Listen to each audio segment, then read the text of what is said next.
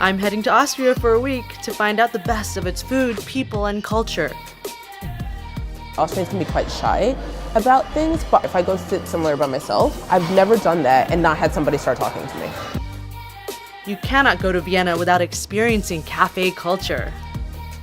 It's not just going in, grabbing a coffee and a piece of pastry, but you come there to meet friends, to relax, to grab a newspaper and see what's going on in the world.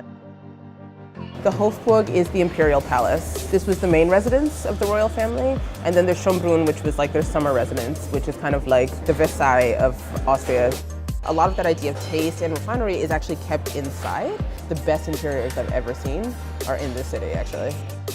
So many influences delivered so many different types of dishes that all go together now. We took the dumplings from Bohemia. The famous schnitzel, the Wiener Schnitzel, is a gift by the Osmans who tried to conquer Vienna twice. And they left coffee and they left the concept of breading and deep frying veal. Vienna always was wine. 2000 years ago, Vindobona was the Roman word for Vienna, and Vindobona means place of good wine.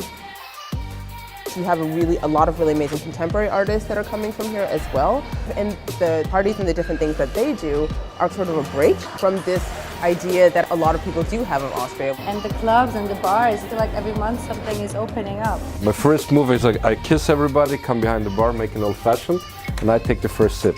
And then we give it around, because the drink is 50% and 50% is the other guests, the music, the light. Everybody meets here. And this is actually what I love about Vienna.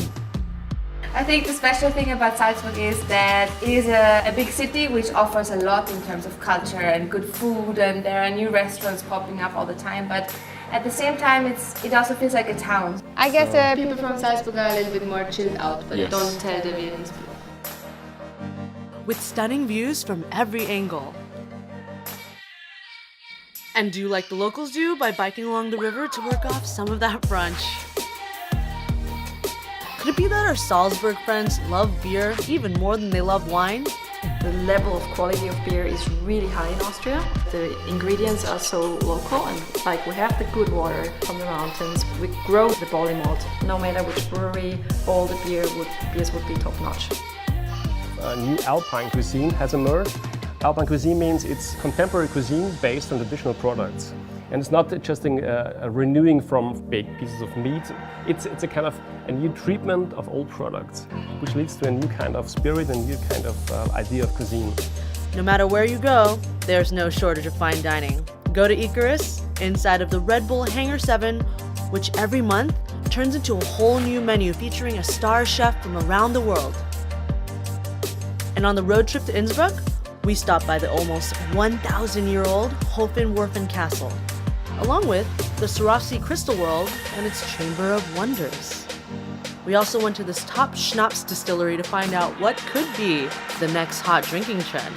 Schnapps is like an essence from a lot of fruits in a small glass, so it's a very intensive flavor.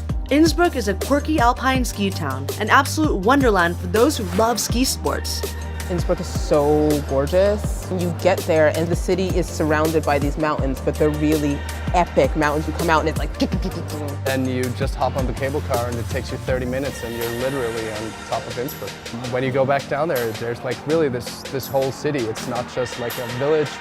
You have places where you have the city and then you have places where you have mountains, and this is just like the combination of both. After you're done with the mountain, you can finally tuck into all of this après-ski goodness.